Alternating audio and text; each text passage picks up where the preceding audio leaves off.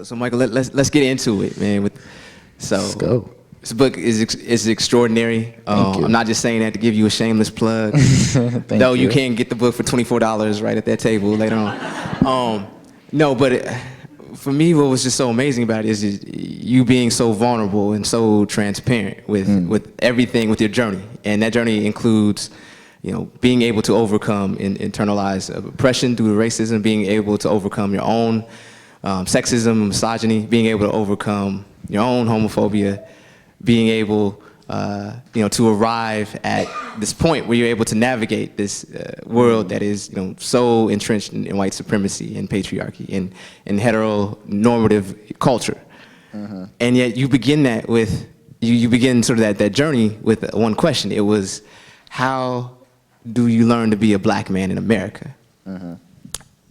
And so I want to ask, I want to kind of make this discussion sort of reverse engineering from where you are right now in your journey.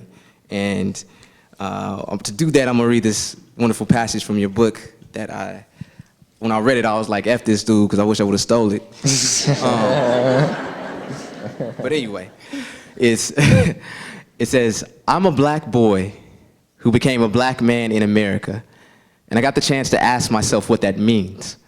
It's a process of self-creation in a society that has already defined you. It's resisting that definition because it denies your humanity. It's fighting to live long enough to recognize your own humanity. It's fighting for the freedom to define yourself on your own terms. It's learning that freedom comes with responsibility. It's learning to bend in the places where your self-definition begins to deny others the freedom to define themselves. It's letting go of the old ideas that helped you survive and embracing new ones to help you and everyone around you thrive. It's recognizing that the process is never complete. It's knowing the fight won't be easy, but will be worth it. It's reminding yourself of that when it would be much easier to give up. It's wanting to give up every day. It's loving yourself enough not to.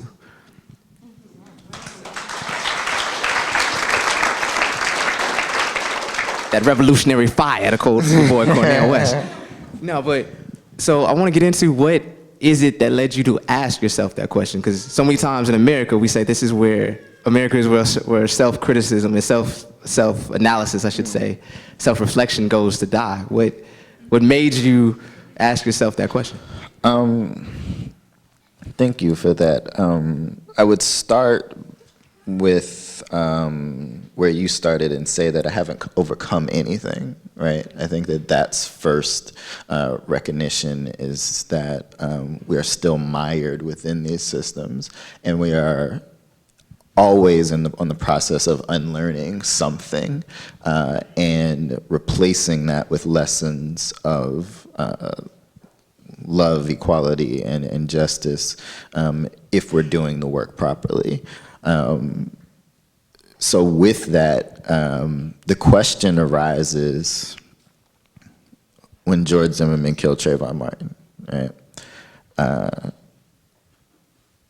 What we were looking at in that moment is a 17-year-old black boy who was killed, and the world turned, like the title of the book, literally, Invisible Man. Trayvon Martin was invisible to all of us before George Zimmerman killed him. And all of a sudden, everyone is interested. Everyone wants to know who this boy was. Everyone wants to know about his past, what could have caused, what in his character could have caused this to happen, right? We're dissecting this boy's life. And it's a matter of noting that we're doing all of this for a dead black boy. We don't do that for those of us that do somehow survive it, right? And what we lose is the ability to simultaneously broaden the conversation about black male life in America, but also dig into the nuances of what that means. And what we do is we flatten the experiences of boys like Trayvon Martin, like Michael Brown, like Jordan Davis, and so on and so forth, in that we turn them into, I mean, they become martyrs for us, right? But they become the symbols. We project upon them our own political ideas, and we, in an effort to sort of save them from the narrative of white supremacy, we impose a new narrative that still denies them humanity, but I mean, and it's tricky to ask ourselves to do more than that, simply because they're no longer here. But that was my question: is for those of us who are here, how do you deal with that? How do you navigate that? How do you produce yourself as a Black man, given that experience, but also given that we are living through not just the effects of white supremacy on our psyches, not just that on the shaping of our identities, but patriarchy, homophobia, transphobia, capitalism, like all of these different elements that make up one's identity, how you shape and respond to all of these forces, all of these systems.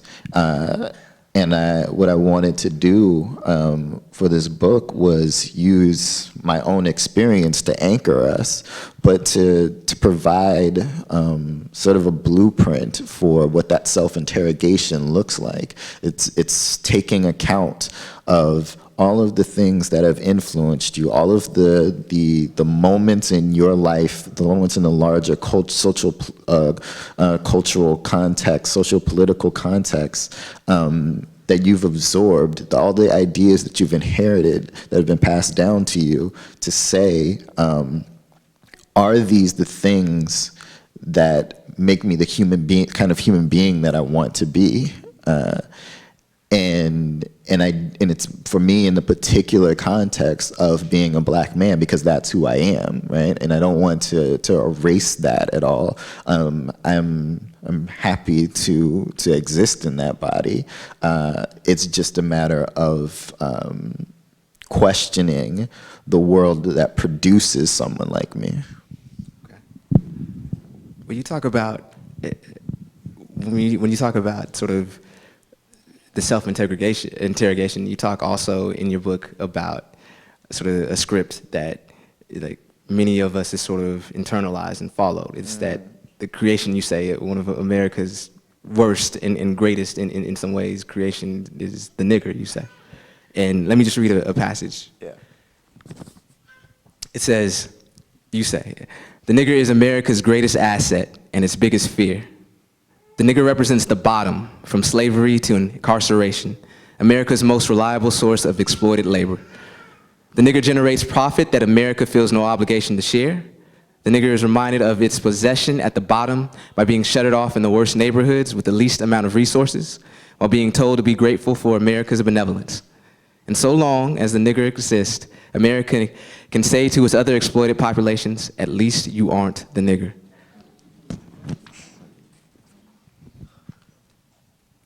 Another line I wish I would have stole, but but that being said, could you just sort of unpack that and how some of us continue to internalize that? It just felt so, I remember reading that and just thinking about how, growing up, that's sort of what, I thought about myself without thinking it, you know what I mean? Mm-hmm. Yeah, the idea of your own worthlessness, right? Because we have here in the United States a system of hierarchy, and in order for someone to be at the top, someone else has to be at the bottom. We have our institutions, from government to economy to culturally, that imbue whiteness with all of the power and privilege, with all of the benefits of what a system of based on hierarchy produces. And Blackness is the bottom. blackness remains the bottom. And other groups are exploited throughout our history, right? But one thing that continues to happen is that other groups are afforded the opportunity to be folded into whiteness, right? The Irish and the Italians and the Germans don't start out as white. They start out as Italians and Irish and German, other ethnic groups to be exploited, to be shuttered off into ghettos, that are also characterized and stereotyped in ways that, if you look back at the literature and iconography of that time, would be similar to the way which you talk about blackness now, right? But what happens, it becomes politically expedient to fold those groups into whiteness to shore up the power base, right, just by pure numbers. But also those groups understand that that a denigration of blackness could lead to an acceptance from whiteness, right? And so you keep having the reproduction of the bottom. You keep having the reproduction of the nigger. And we do, and then other groups come along and they're similarly treated, but understand that the bottom remains, right? So we have now a Latino population that's growing and eclipses the black population here in the United States. And they've been niggerized, right? Like, they've been racialized in a way, and then treated as a second-class citizen group. But what happens if whiteness is on offer to Latinos, right? What happens to our most recently racialized group, which should throw out the whole idea that, you know, race is like based on skin color or country of origin or whatever. But like, Muslims are the most recently racialized group, right? What happens if, I don't think this happens just because of the nature of religion in this country and that being an aspect, but what would happen if this country were to make the offer of whiteness to Muslim groups, right? Blackness still remains the bottom. Like, it's not there for us. It's not to be offered. And yes, that has a psychological effect to always note that no matter what happens, no matter how inequality produces itself in this country, there's a consistent bottom. And when you're a part of it, you do start to believe in your own worthlessness, and you internalize that, and you internalize self-hatred. And we see the byproducts of that culturally all the time. And it's tough to, that word overcome, it's tough to just even recognize, you know? But you say too that in order for the nigger to no longer exist, as you say, mm-hmm. that the system has to be destroyed. But you know, I'm reading an article today and it's talking about how half of America still believes reverse racism is an actual thing, and how and that, you know, whites are you know, sorry, I like having trouble but that whites are persecuted, you know, more than any other race today. Like, so if this system works, still continues to work for many people in the way that they want it to work, then how can we destroy the system? How can the system be overcome? I mean, is there hope, is what I'm asking you, basically. That's a good ass question. No, I mean, that type of news will make you cynical.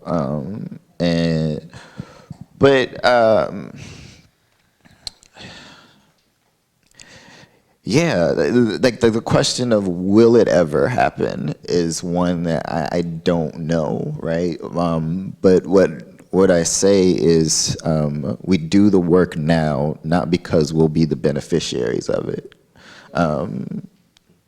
When you know, I use this example, like when the enslaved populations were uprising, when they were burning down plantations, when they were poisoning masters' food, like they didn't see Barack Obama coming, right? Like for all the limitations of Barack Obama's presidency and what he has embodied, like politically, he's a representation of some form of progress, right? Like that's the groundwork for that was laid a long time ago, and the people that laid that groundwork have not seen the fruits of that labor, and we have to understand that. We have to understand that we're doing this work now in front of an audience of people who do believe that there's persecution of whites on such a grand scale. And they're going to hold deeply to those beliefs, and the system is going to reproduce itself on the basis of that belief, on the basis of the idea that simply extending rights to other people somehow means that you are being denied something, your own rights, right? Those people are going to exist. I'm under no illusion that somehow I write this book and then the minds of 300 million Americans change, right? Like, I'm not gonna sell that many books. Don't sell yourself short, But what I know is that someone picks up this work. Someone reads the articles of Jamila Lemieux at Ebony, or Brittany Cooper, who writes mostly at Cosmo now. Someone is listening to Janet Mock. Someone's hearing Melissa Harris Perry, and something's clicking, something's changing for them, right? And they're passing that lesson down, and they're altering the ways in which they're altering the patterns of learning for the next generation. Somewhere, like teachers and social workers and artists and all these people who do work that impacts our consciousness are interested in these ideas, interested in pursuing these ideas, and finding ways to engage the public in discussion around these ideas. And it may not feel immediately like that, like progress is being made, but honestly, short of like an actual revolution, like in the moment, like an armed revolution, you're probably not going to see the kind of change you want in your lifetime. So you do the work knowing that that you're doing it for someone else.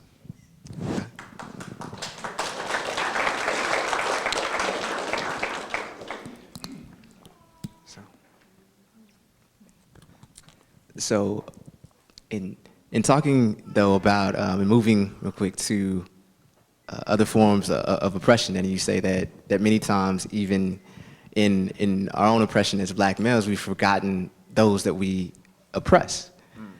And you talk about how hard it is for some people at times to they're so busy trying to get the foot off their own neck that they forget their own feet that they have on other people's necks. And so one of the things that I just thought was just so wonderful about your book is how you bring up, and obviously other scholars have too, is about sort of this history within our Black liberation movement, civil rights movement, of strong, powerful, women who have led and continue to lead and sort of have to make way for this charismatic male figure when it comes to history. They're sort of sent off to the periphery. And you have the MLKs as opposed to the Fannie Lou Hamers. You have, you forget Eldridge Cleaver, right? Was rapist, right? So like, how do we? But so often, I guess we are sort of the default for us. When we're growing up in history is this charismatic Black male who is supposed to be the leader, and so how do we unlearn and unpack these things? Yeah, I would just first say that we didn't forget. Like, it's deliberate, right? Like it's deliberate. The replication of that form of oppression, because what we've established for ourselves is that what whiteness stole from us is not, what whiteness stole from us is our ability to be men. Right, and the very narrow definition of what that looks like. And it is being the breadwinner, it's being head of household, being the disciplinarian. And that's what that's what we felt like, that's what our movements have been centered on, is like re-establishing that, right? Like dignity for Black men, respect for Black manhood. And that's been short-sighted in that we think that because that's been the dominant culture, that's the way that they've operated, that's what we've been denied access to. Like first and foremost, it wasn't working out for white people, right? Like that's why there's been white feminists, you know. But secondly, it's just that it's the way in which that model renders others invisible, right?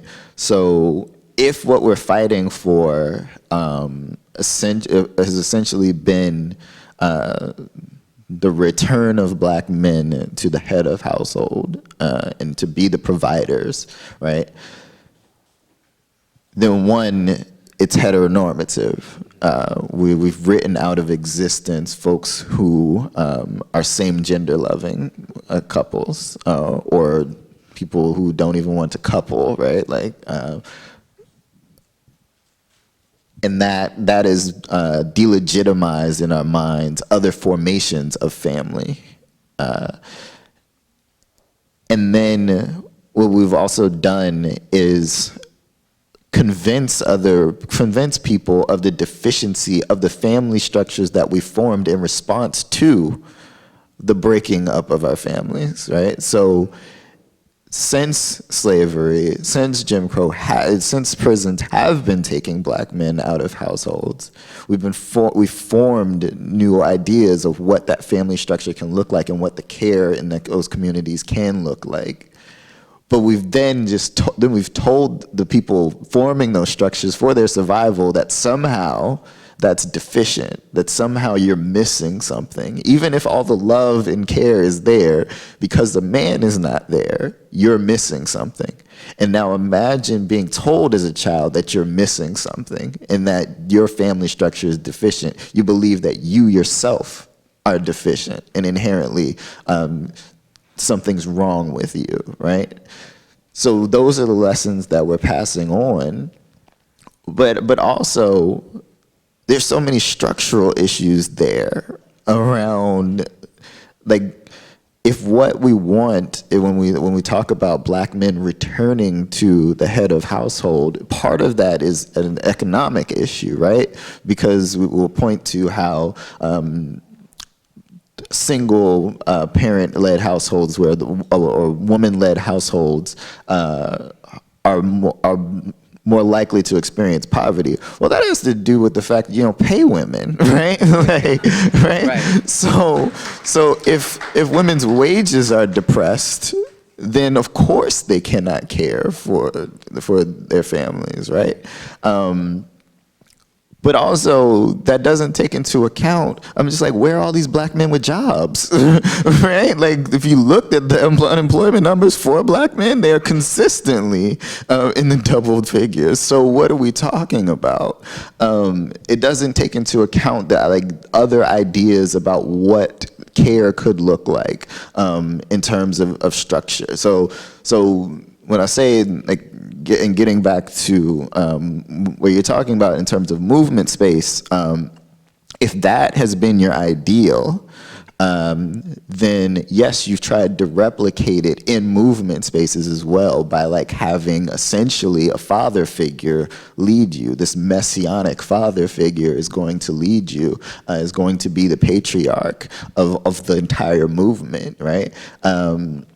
And what that has done, not only does it make us reliant on the existence of that single charismatic figure for the existence of the movements, it then renders the emotional and intellectual labor of Black women specifically invisible. And we have written that out of the story to the point that we have no narrative for what Black women's participation looks like, except that they're the backbones, right? Like they do all of the work that makes these things possible.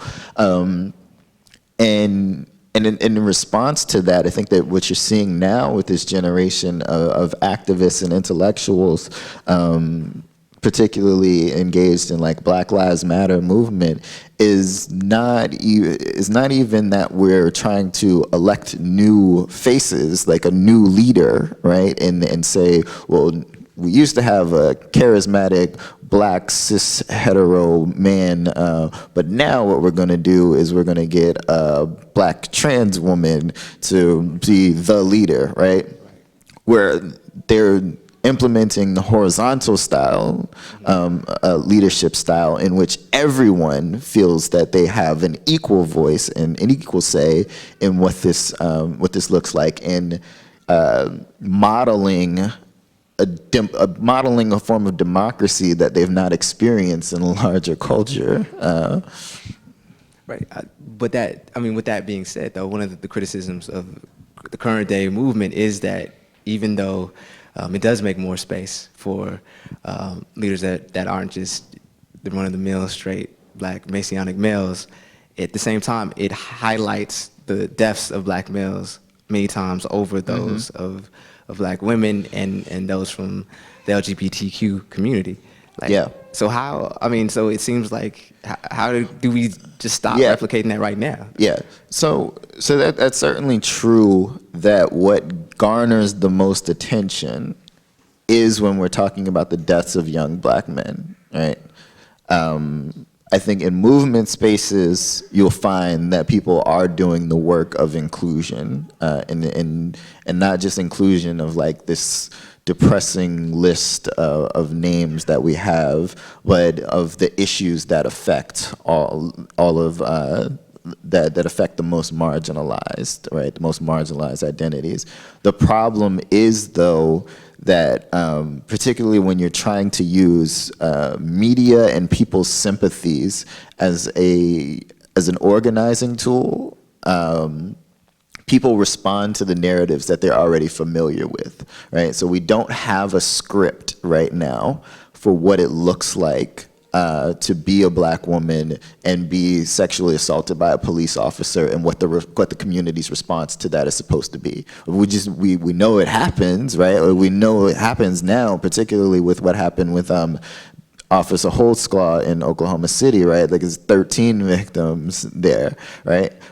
We know that this happens. We know that police officers use prostitution laws as a precondition for the harassment of Black trans women, right? Like, we know that this happens. What we don't have is an established script that media is able to latch on to understand the issues and to push that forward. We have that for Black men because we have a long tradition of pushing that narrative forward, of writing about it, of producing literature around it, of producing rallies and movements around it. We don't have a similar infrastructure for how to include those stories in the broader conversation, and so we're working on doing that now. But how can we be, I guess, more intentional about that, in the sense that I just did a story for Yes Magazine about some young women who are in the Black Lives Matter, associated with the Black Lives Matter movement, who are saying that they feel sometimes that they have to choose between either their womanhood or their Blackness, in the sense that when they are asked to march for someone who has been convicted of sexual assault or of rape, and they themselves have been victims of rape. And they say that those situations many times will put them into like an environment that is re-triggering to that trauma, and that, they're told sort of we'll deal with that later, right? And it's like, no, I want to deal with it now because I need to deal with it now. I can't continue to suppress this.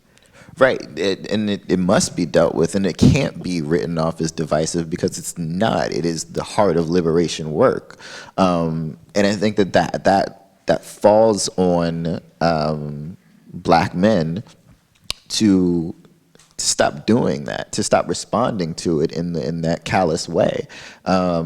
We can no longer afford to write off the oppressive behavior of Black men simply because of our experience of white supremacy, right? Like, simply because you experience one form of oppression does not give you license to enact another. And I think that has escaped us, in part because of a commitment to patriarchy as liberatory, that we simply refuse to see what it would take for the inclusion, but not just the inclusion, I guess I would say, but the centering of the most marginalized among us, or the people that experience marginalization in multiple facets of their identity.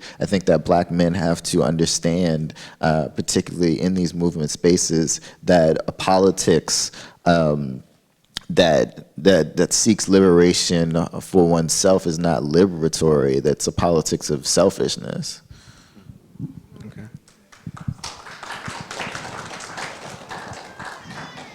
Well, moving towards the LGBTQ community, and I remember in your book you talk about how just yourself in growing up, and it very much sort of shared your experience in, growing up as, cisgendered heterosexual man who is constantly, attempting to run away from any like sort of connotation that you may be gay or effeminate. And I remember being at a bar when Mychal Sam was drafted. It was the first NFL player who came out as openly gay, and I remember him kissing his boyfriend on camera after he was drafted, and it was like, a slam dunk contest in terms of how can you top this with, the bigotry and of the comments that were said there, and just thinking, oh my God, like this is like just how horrible this is, and how we have sort of, even in our oppression, as you were saying, that we continue to oppress others, and the language that we use, calling them out of their name and so forth. Yeah. And so actually I want to read a passage that really just spoke to me, and it was just beautiful. So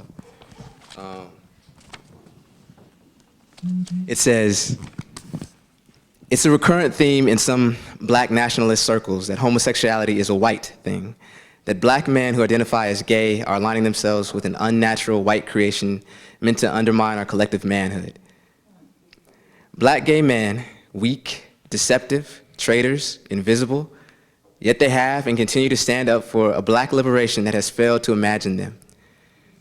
We believe in liberation," Darnell L. Moore writes. "Black liberation is love, and love is the radical act of removing any barrier that keeps us apart. We will, in fact, never collectively get free if our politics are weakened by lovelessness." I'll just let that sink in for a bit. Darnell's a beautiful person and a beautiful writer. Yeah. Well, you did the first half, so give yourself some credit. But no, how do we extend that? Like, because I remember talking to an organizer friend of mine who was in, organizing space, and,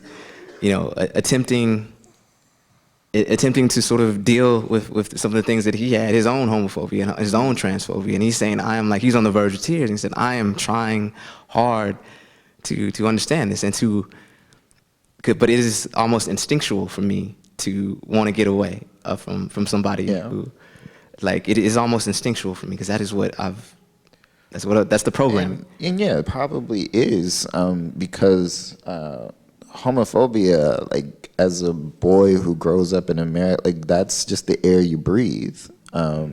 And it becomes like homophobia. Like I say this in the book, like homophobia is a social lubricant for hetero men, right? Like it is a way of establishing your masculine identity is to denigrate the idea of gay.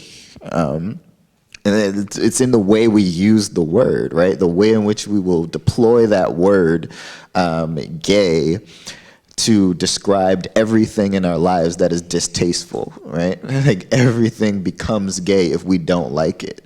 And then later, in order to separate yourself and distance oneself from the idea that you may be gay, we employ things like no homo, right? Like pause, these games that we play, we say are harmless, right? Like it's just about, sexual, like it's funny because, the connotations of some things that may slip out of your mouth, like someone would say no homo after that, right?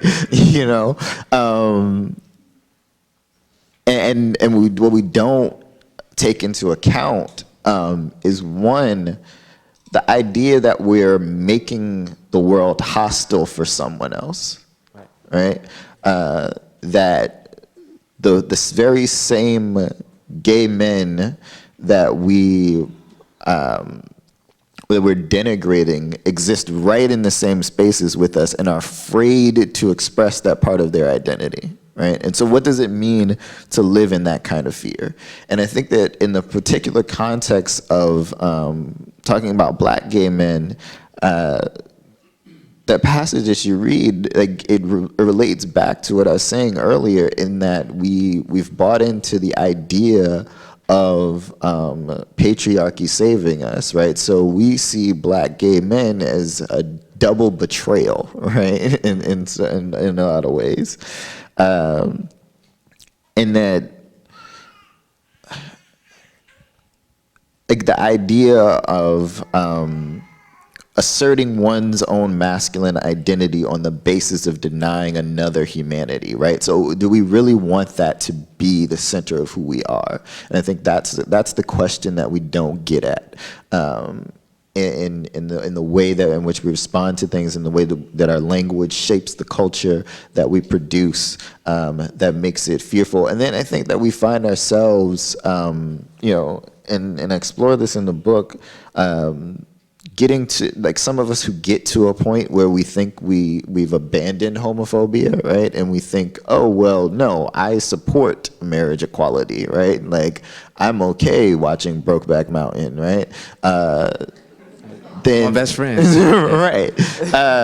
So we believe that somehow that we've gotten that out of our system, but we don't realize or take account of the ways in which we haven't interrogated the language, our language uses. We haven't incorporated many of the concerns and needs of LGBT folks within our politics, and then we'll like throw out that term, it was like LGBTQ, and like not know what any of the other letters mean, right? Like, and I think that's one thing, like in terms of gender identity, like we haven't even touched that, right?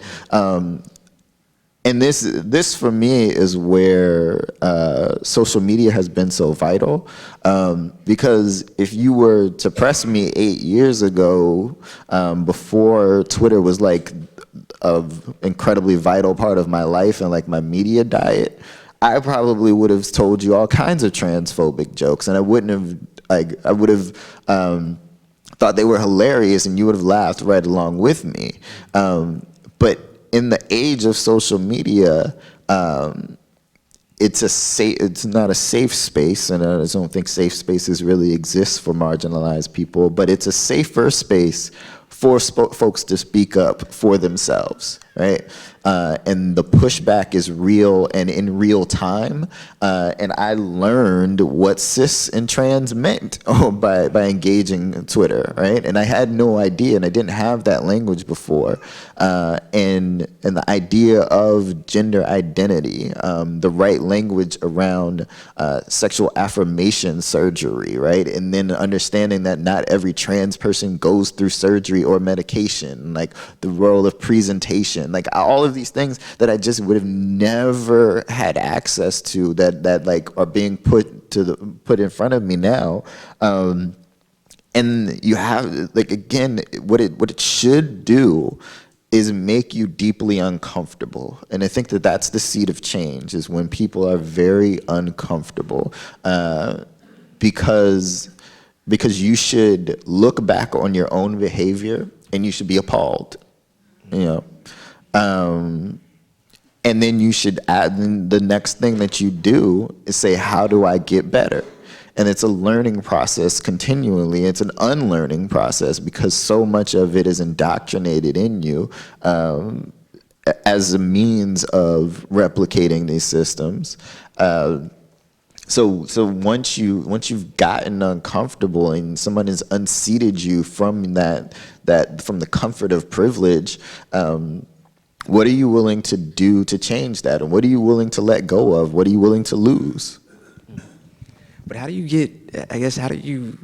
get people to become uncomfortable in the sense that, like yesterday, I was accompanying my mother to church, which I rarely ever go to with the organized religion, but I'm there because she asked me to be. And while the minister's going on with praying and everything for Pastor Lou and everybody else, but then it comes up to, it's the Pride Parade today, and even though the LGBTQ community, I guess they had a little issue that happened last week. That's what he said, a little issue. Wow. With we pray that there'll be somebody at that Pride Parade that'll save them and get them healed. And then, by the way, there's this petition to repeal the open bathroom law that we have in Washington State, because there's going to be some grown man who's coming into where your little daughter is in the bathroom, and something's going to happen, and that fear is constantly indoctrinated and used. So I guess, how do you get people to actually encounter people? How do you get people to become educated? I mean, how do we force that within our communities? You make people uncomfortable by telling the truth, right? Like, in that moment, you hear those things, and you stand up and you tell the truth right back in the face of the people telling the lies, and that comes with considerable risk, and that's what I mean when it's like, what are you willing to lose? Are you like, if you are sitting in your home church, the place that has offered you support and love through the good and the bad, where maybe your children were baptized, where you got married, all of that, and you're hearing that, are you willing to stand up in that church, rebuke that, and risk losing your church family, the people that you know, the people that have cared for you? Are you willing to lose that? And that's part of the problem, is that so many of us aren't willing to lose anything. And we're not willing to stand up, and we're not willing to tell that truth in the difficult situation. And what we have to recognize is that's where change happens. The truth is going to make people uncomfortable. The idea of others' equality is going to make people uncomfortable. But we have an obligation to fight on what is just. And we have an obligation, particularly of when we are speaking from positions of within our identity that bestow power and privilege upon us, to say that we don't want that power and privilege at the expense of someone else's humanity.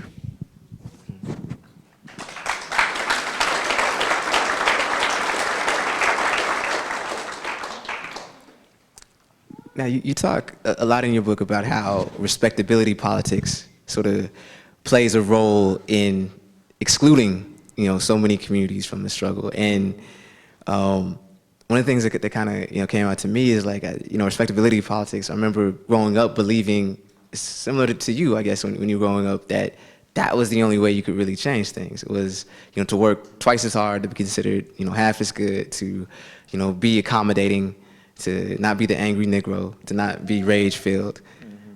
And because if you were, that doomed you, doomed all your movement, doomed anything else.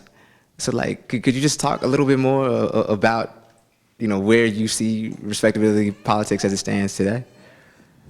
Yeah, and in the book, I deal with what that term was originally meant. The scholar Evelyn Higginbotham, what she was trying to describe was a tactic used by organizers to say, essentially, that you can't you can't lend any credence to the lies that white supremacy is going to tell, right? Because if we embody the opposite, then it no longer has any leg to stand on, right? If they say that you're lazy, but you work hard, then you've exposed the fallacy, then no longer can these systems stand. Like if they say that you're dirty, but you're clean, no longer can this system stand, because if it's built on the premise, if the entire premise is a lie, and you are living proof that it's a lie, then how can it continue?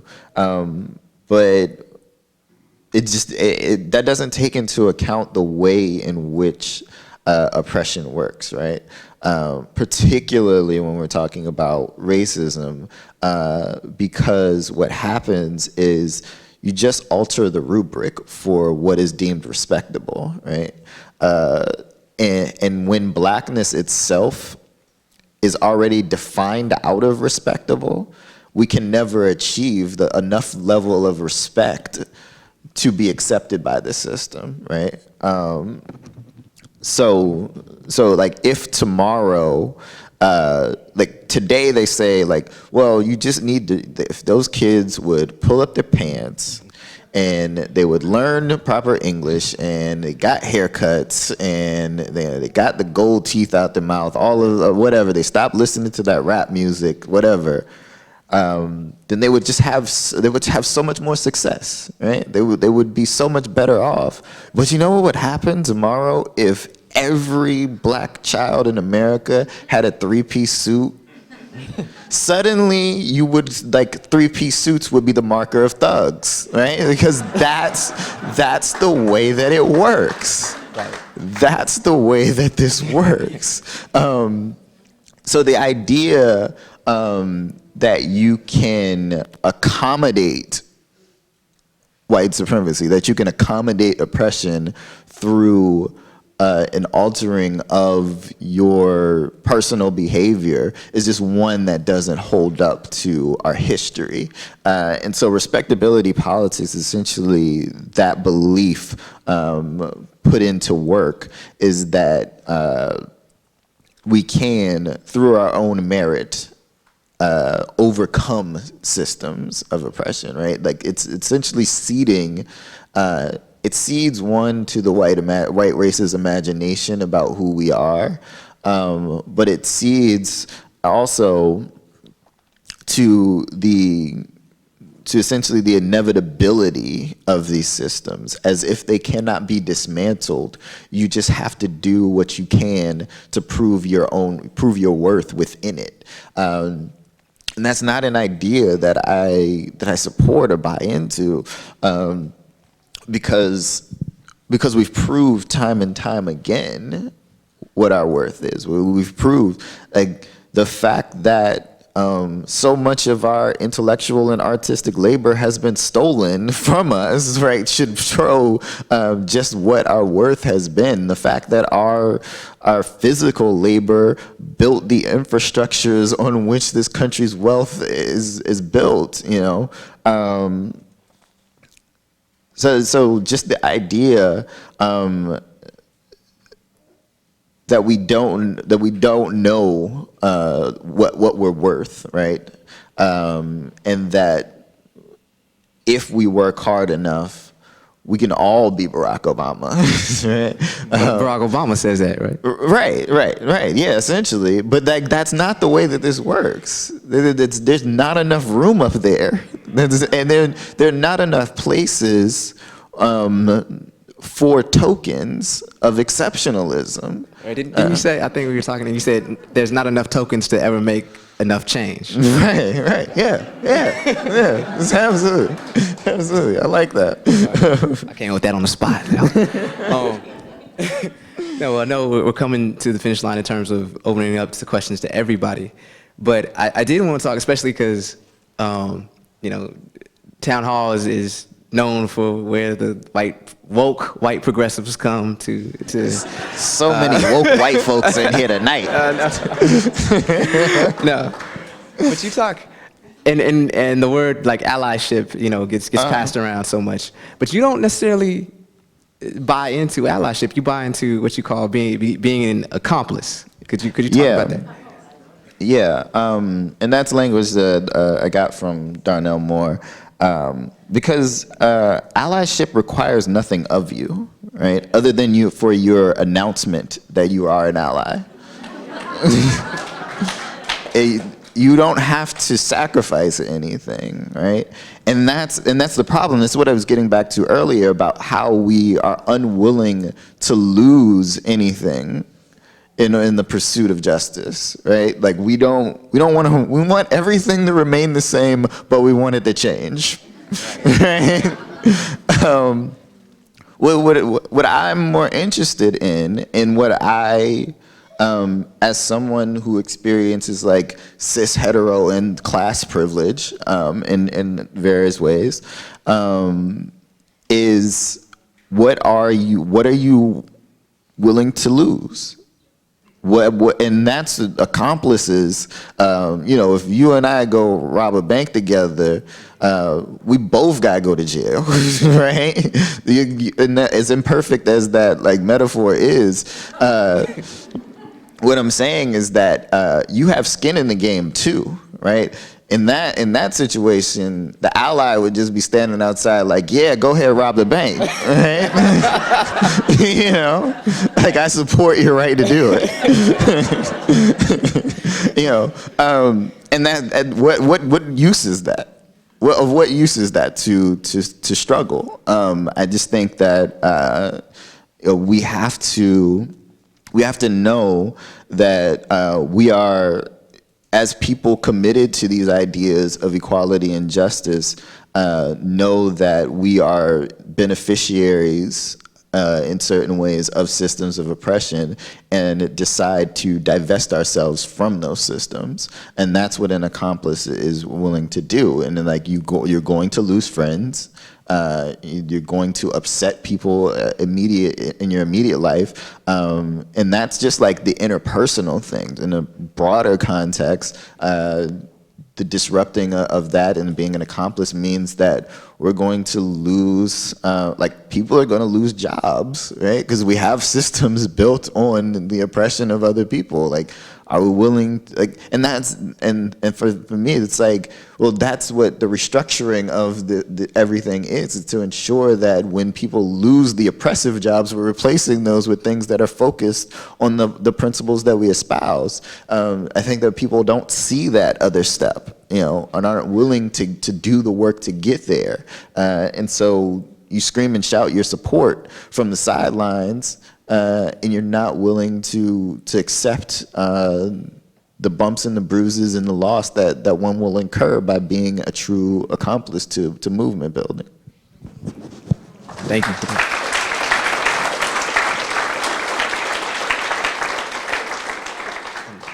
And so, final question before we open it up to everybody.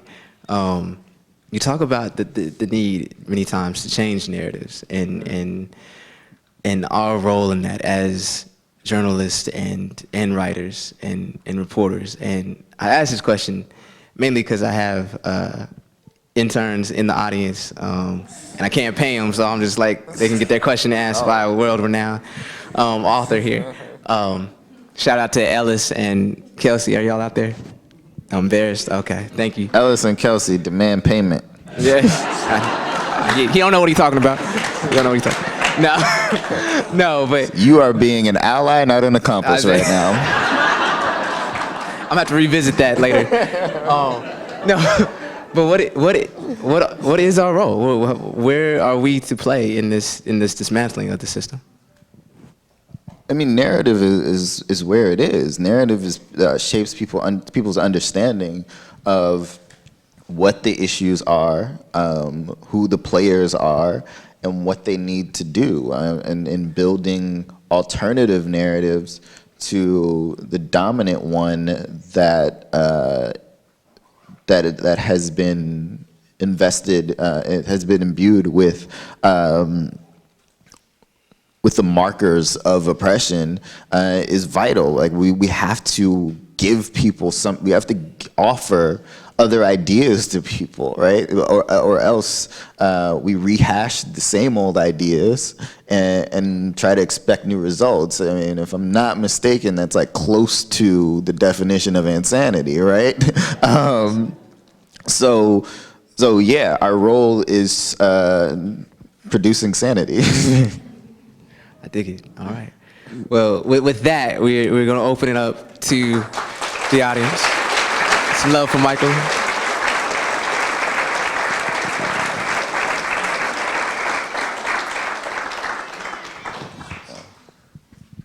So we have about 20 minutes for questions, and so we have enough time for book signing over there.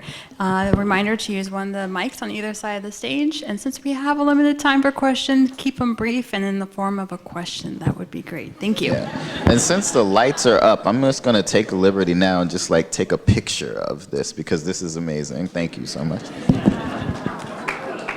I get up in it?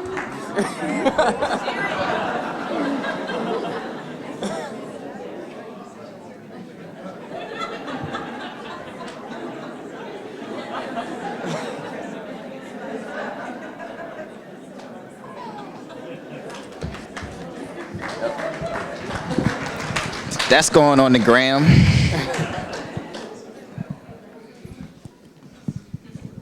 Questions, comments, concerns?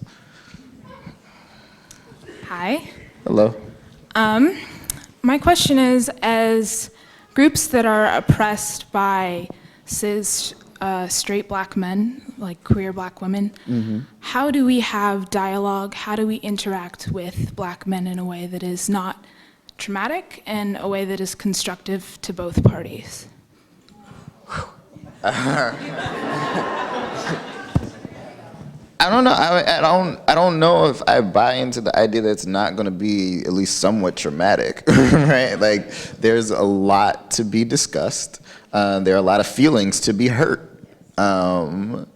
So I don't think that is going to be a productive, like you can't, I don't know if you're going to go into that discussion and like lay that out. Okay, we're not going to produce any trauma today, right? But in terms of it being constructive, I think again, my thing, the most constructive thing is to tell the truth, right? And to, I don't want people to think that like recognizing the truth from the perspective of the folks that you're talking to, right? And know that their truth is their truth.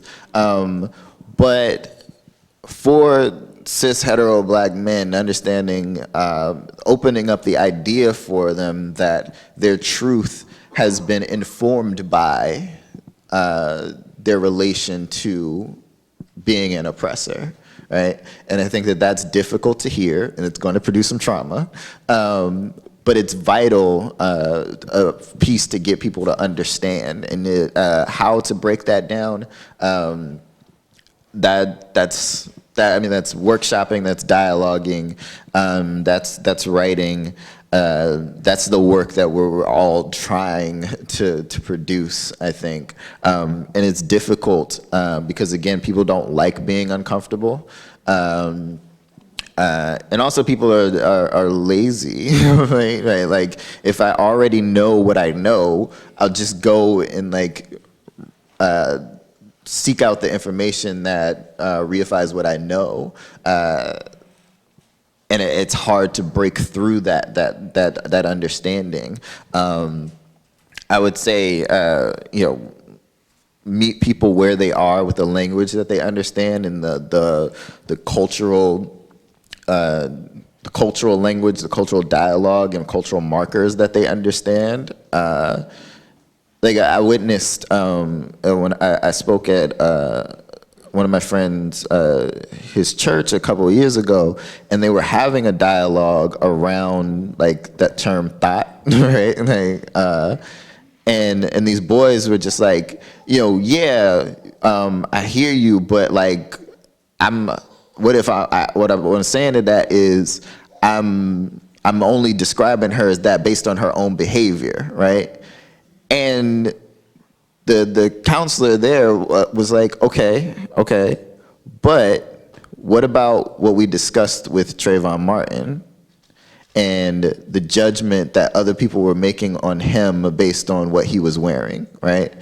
Like, they understood that. They understood that concept already. It just needed to be made clear for them. They couldn't make the connection because of their understanding of, because of their misogynist understanding of how to relate to women and the bodies of women, right? But once that concept was made clear by relating it to something that they already grasped, then they're sitting there with the like, like the discomfort of it all. So that would be what I say is like, one, just don't set out the intention that it's going to not be traumatic, because it has to be in some respects, but also just to meet people where they are.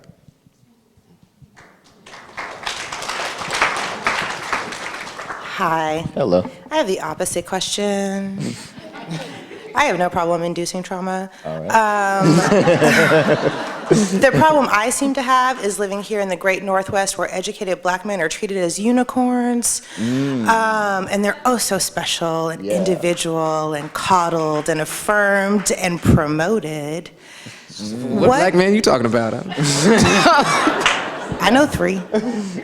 And based on our numbers, that's good. But earlier you mentioned that women of color happen to be the backbone of the work that we are doing, and Marcus asked you about how we elevate those positions and that space. And I think here in the great Northwest, where being brown is a disadvantage, except for when you're tokenized, I'm not really sure how to actually have the work that I do every day valued by my counterparts and by my colleagues, and how I'm not tokenized by the black men that treat themselves and are treated as unicorns in my world. You want me to fix that? Just whatever you got, 90 seconds. Thank you so much. Thank you for your question, Ms. Thomas. No, I mean, well, damn, yeah, that sucks. I don't know how to fix it. I don't know what respond, like, other than to say yes. I think if you're talking about particularly the ways in which black male labor will be tokenized and like black men will be treated as unicorns, is exceptional, while black women can still be invisibilized for doing the same labor. Yes, this is a byproduct of sexism, right? Like this idea, and that black men within those spaces in which there are few of our faces, right? Like will essentially dismiss the idea of solidarity with black women because they see black women as competition. Is very real. It's rooted in this belief that the sexualized nature of black women will somehow offer them benefits that it doesn't to black men. and that's a false narrative, one, because the sexualized nature of black women's bodies is what puts them in danger, right? It puts them at risk for further harassment and assault. And I think that that's a lack of understanding for black men, again, to note what black women's experiences with racism and sexism are, and then we don't include that and incorporate that in our fight for justice. Yeah, I mean, you just added another of the linear things that black men are failing on. So.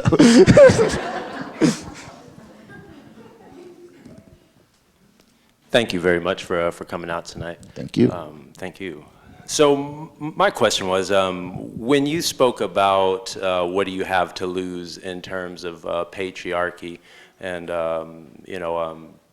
equality and recognizing everyone's struggle, I couldn't help but think about racism, as far as like asking white people, if you will, what is it? What is it are you willing to lose to undo it? My question for you, just as an imaginative person, what can you help people see what it is that we can gain? In your view, what is it that we can gain by undoing these systems? Thank you. The basic thing that we're gaining is the right of people to live a human experience, right? Like to have their humanity respected, and that's, it's a tough sell for people because if you believe that your own is not in danger, then you don't believe that others' humanity is worth fighting for. And when you don't, and like when humanity is like this intangible concept, right? Like it's not dollars. It's not a thing that you can like touch and feel and like put down and then feel like it has like inherent value, right? The idea of the free expression of self, like it's not something that we, like Americans, we just don't give a shit about that, right? Like, does it make dollars? Does it make sense? And so, I mean, and that's what like efforts around, changing drug policy and changing prison policy, like you see that the people have focused in to gain allies by saying, well, it'll save us money, right? Like if we get all of these people out, we won't have to spend as much money anymore. And that dilutes the conversation away from the idea of the investing in humanity, right? Like and the idea that people have value outside of a dollar worth. It's hard for a lot of people to wrap their mind around. So, but that's the gain. The gain is correcting our record as humans because we've been awful to each other. We suck. Like, but I believe we can be better. I think we have that potential in us. The only thing that I'll say to you is you started the question, you said I was talking about patriarchy and it made you think about racism. See, that's the problem right there. I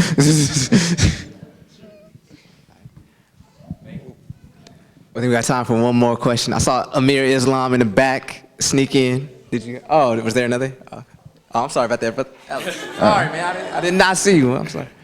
Hi there, my name is Ellis, one of the unpaid interns at the South Seattle Emerald. Don't be putting our business out there Advocate for like yourself, Ellis. Advocate for yourself.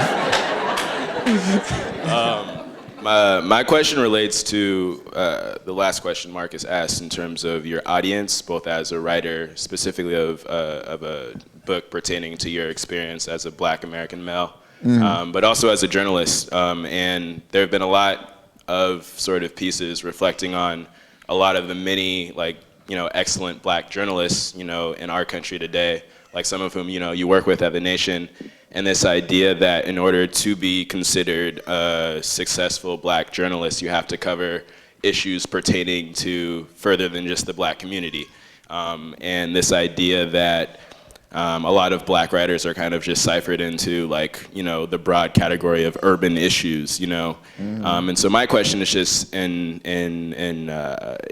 probing you about your work as a journalist and as a writer, and if, you know, you feel a pressure to only speak, especially as a cisgendered heterosexual black male, to that experience in a way in which kind of, I don't know, doesn't, you know, do justice to further things that you can touch on or that others can touch on, but there's this notion that that's the only, you know, experience of value for, you know, people like us.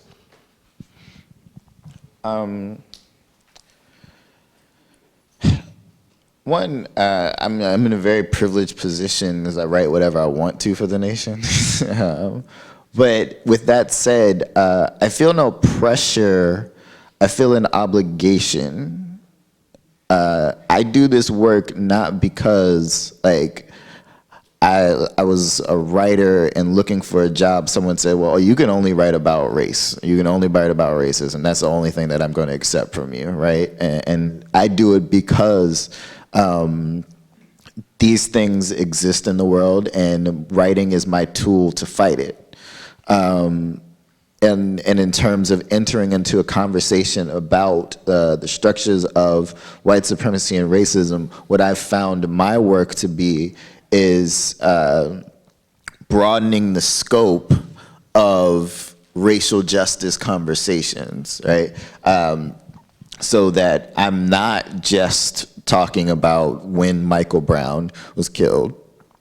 I was also at the rally for Elon Nettles, a trans woman who was killed in New York City, right? And I wrote about that.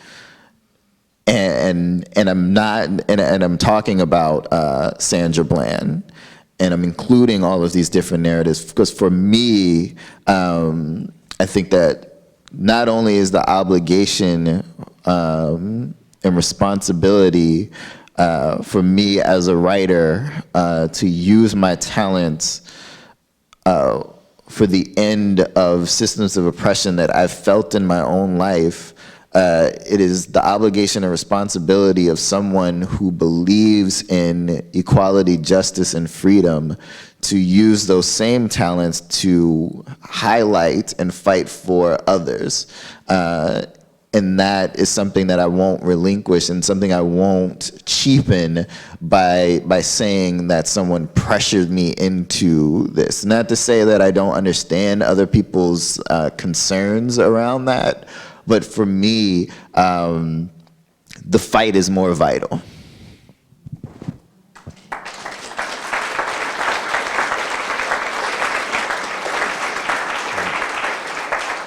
All right, so unless there is one more question, anyone? Okay.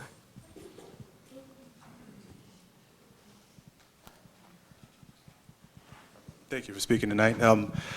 You spoke earlier really briefly about, as a writer, being able to have your voice reach and touch many, many people.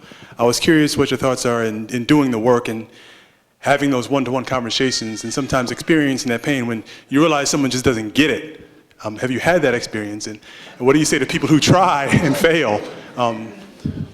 Someone who just doesn't get it, they're not trying, right? Like I just don't believe that, right? And if I can see that, I'm just walking away because I don't, like, my lifespan is not gonna be shortened by the blood pressure rising. I would tell people, like, I'm already a black man in America at high risk of high blood pressure and all of that shit. I'm gonna do all the things that I can to reduce the risk, right? Like, I go run, I try to watch my salt intake, and I don't read the comments on my articles, like. I will try to take care of my own health too. So if I'm just talking to a brick wall, you just walk away from it because it's always going to be there, right? Like, it's just not. My work, it really, I feel like, is the people who are ostensibly on my side, but just have gaps in their understanding and gaps in their learning. And I think that people who have more patience than me can talk to those brick walls. All right, well, Thank you. we're going to thank you for the question, and we're going to wrap that up real quick. Mychal, where can people find your work, and where can they find Right your over Twitter? there. They Right can there? Is they can that- find it right over there 24 for $24. Okay. Yeah, I mean, if you want to follow me on social media and things, like I'm on Twitter at Mychal Smith. Make sure you spell it Mychal. Instagram for folks, Mychal Denzel. I'm not on Snapchat for any young people that may be here, as I'm old now and I don't understand it. Facebook as well, yes indeed. You can find me either my public page or the other one you can follow. Just Mychal Denzel Smith. That's pretty much how you find me across the internet. But mostly there's that thing over there. I worked really hard on that. I would hope that you want to. Well, Michael's about to go off and sign some books here at the table. Could we get a round of applause for him one last time? No. And a big thank you to Marcus for leading this discussion. Thank you so much. Thank you.